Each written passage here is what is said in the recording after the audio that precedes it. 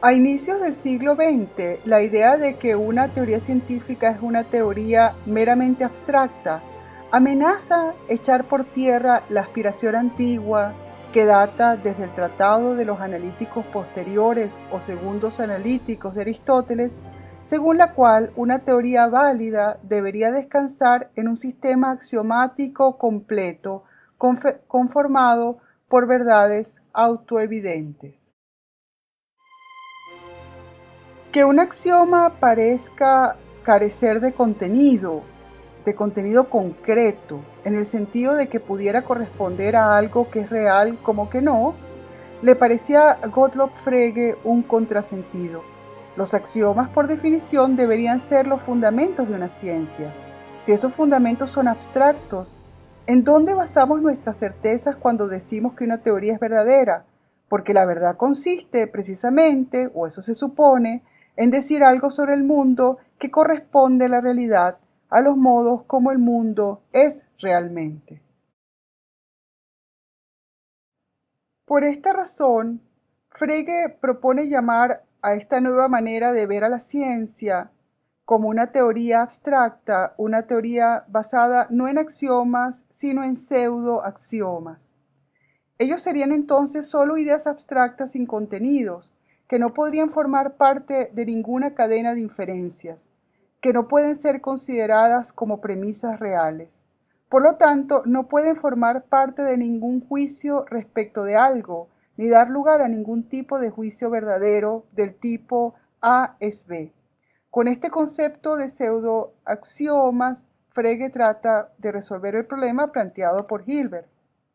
Frege murió pensando que las teorías científicas, sin embargo, tenían que ser teorías concretas y no abstractas, es decir, debían estar basadas en axiomas verdaderos y no en pseudoaxiomas. Es decir, debían ser teorías que permitieran, a partir de axiomas plenos de contenido real y rigurosas reglas de inferencia, decir algo verdadero respecto de la realidad. Eso es lo que muchos de nosotros consideramos todavía una ciencia, es lo que aprendemos en la escuela, un conjunto de enunciados verdaderos respecto de la realidad. La filosofía de la ciencia del siglo XX mostrará de manera paulatina que la aspiración de construir un sistema de conocimiento de estas características es más bien muy problemática. Pero lo cierto es que desde la antigüedad clásica hasta entrado el siglo XX, todo el mundo piensa que se supone que esto es lo que debe ofrecer una teoría científica, enunciados verdaderos que nos digan a todos cómo son las cosas realmente. Por eso son importantes los axiomas, porque ellos son, por decirlo así, las anclas que vinculan nuestras teorías con la realidad. Si decimos que esas anclas son abstractas y están, por decirlo así, flotando sobre la realidad, ¿en qué consiste entonces el valor de verdad de una ciencia? Este es el gran dilema con el cual se encuentran los filósofos de la ciencia a principios del siglo XX en toda Europa, pero también en Alemania.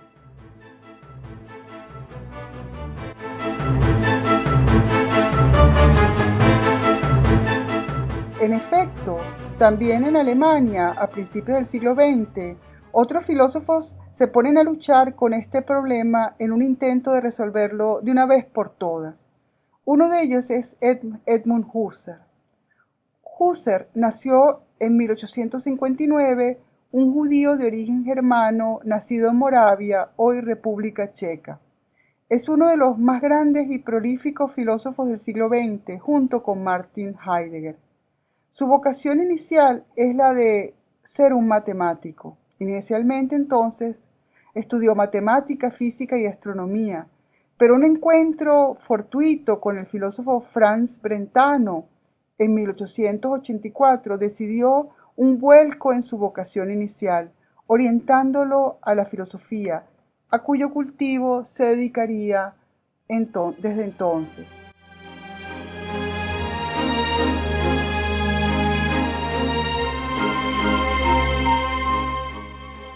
En aquel momento, Franz Brentano era ya un connotado especialista en Aristóteles, a cuyo estudio había dedicado varios libros.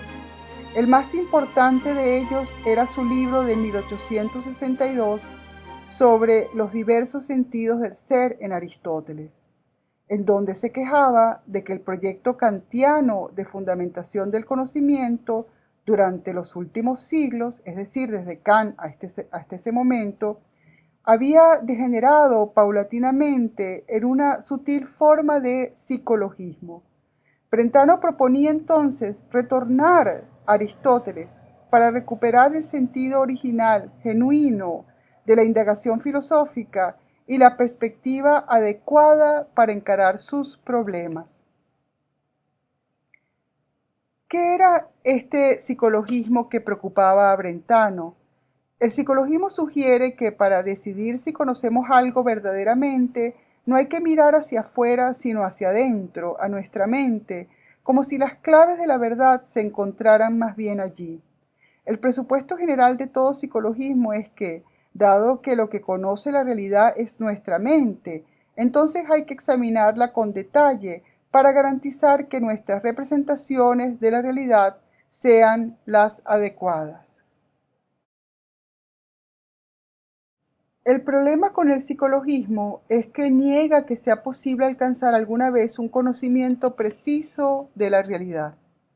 Dado que todos los juicios que formulamos respecto de algo en la realidad son juicios formulados por alguien, un hablante, y dado que suponemos que estos juicios refieren inferencias que este hablante supuestamente hace dentro de su cabeza, entonces nunca podremos estar seguros de que lo que decimos sobre algo corresponde verdaderamente a las características ontológicas del objeto.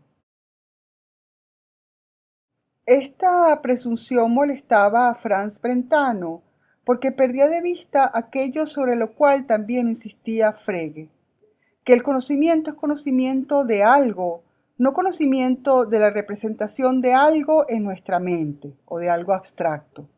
Es por ello que Brentano insiste en recuperar la filosofía de Aristóteles en una época con una filosofía contaminada por principios o prejuicios de tipo psicologista. La insistencia de Brentano en volver a las preguntas fuertes y sustanciosas de la filosofía, a aquellas preguntas que intentan responder ¿por qué estamos seguros que algo es como nuestro juicio lo dice?, influyó decisivamente en el pensamiento de Husserl. Como resultado, el primer gran proyecto filosófico de Husserl es justamente la construcción de un gran sistema de fundamentación del conocimiento científico, al que denominará el cuerpo de las ciencias eidéticas de la conciencia, un conjunto de ciencias básicas que estarán precisamente a la base de las ciencias empíricas o teóricas reconocidas y que las fundamentarán filosóficamente. Es decir, Husserl propone una suerte de ciencia previa a la ciencia teórica. ¿Qué serían esas ciencias eidéticas? ¿Qué era lo que tenía en mente Husserl? En algún sentido es un proyecto similar al de Frege, porque se propone definir primero las esencias básicas que constituyen el dominio de objeto de cada disciplina científica. Las esencias básicas son otro nombre para los axiomas o para los conceptos básicos. Son las intuiciones autoevidentes que servirán de soporte o fundamento para todas las ciencias teóricas vigentes.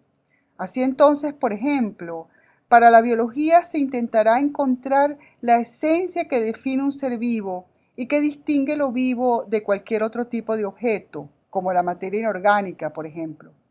O para el arte, de encontrar la esencia de cualquier objeto bello, lo que define un objeto bello y lo distingue de algo que es no bello.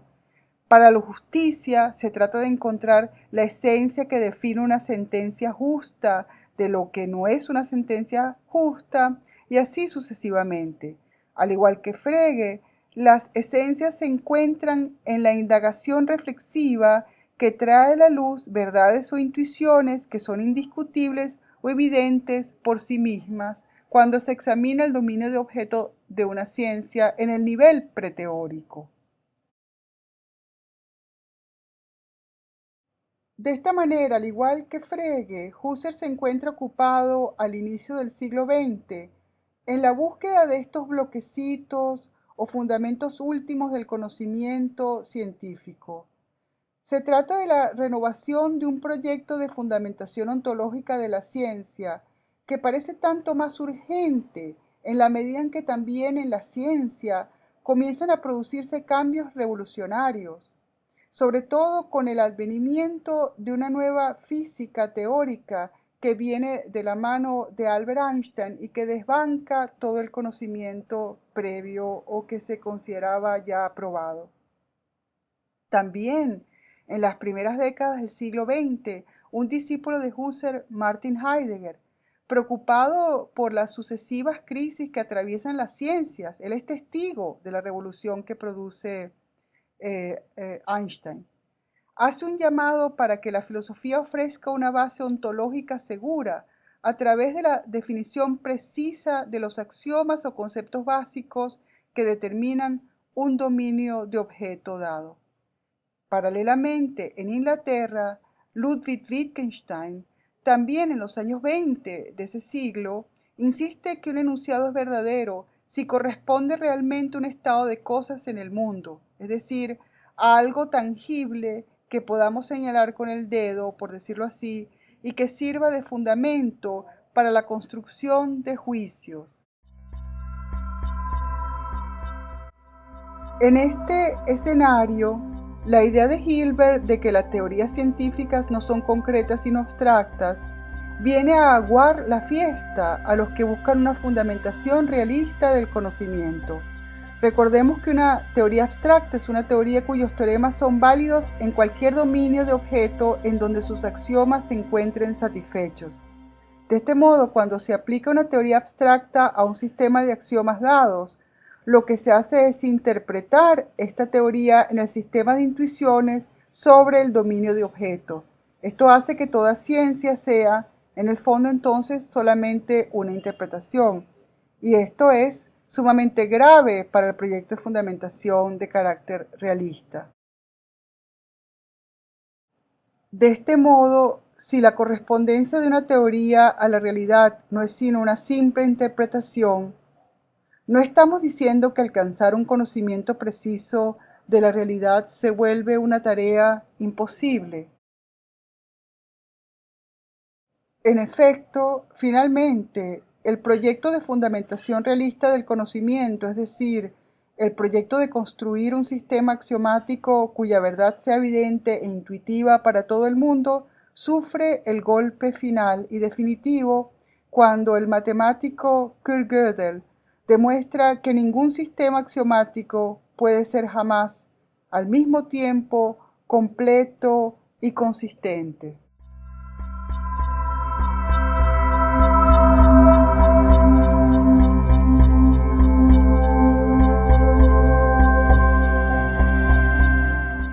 Se trata de una prueba desarrollada en 1931 por este gran otro matemático, Kurt Gödel. Conocida como el teorema de la incompletitud, la prueba dice que si un sistema axiomático es completo, será inconsistente, y si es consistente, no será completo.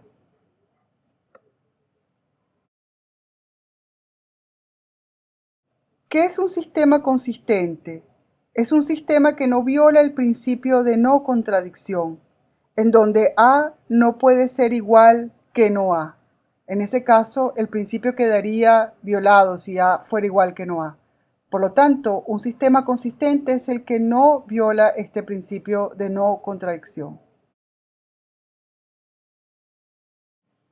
Gödel demostró lógicamente que un sistema que englobase todos los axiomas posibles de una teoría sería inconsistente, es decir, en él que A pudiera ser igual que no A no sería posible. Esto significa que el sueño de construir un sistema completo de todos los axiomas que fundamentarían nuestro conocimiento es, en principio, imposible, lo que implica que un acuerdo de base entre individuos racionales sobre todos y cada uno de los axiomas necesarios y suficientes para fundamentar una determinada teoría científica nunca, jamás llegará a producirse. Esta conclusión, esta consecuencia, tendrá consecuencias muy interesantes para la filosofía de la ciencia de la segunda mitad del siglo XX.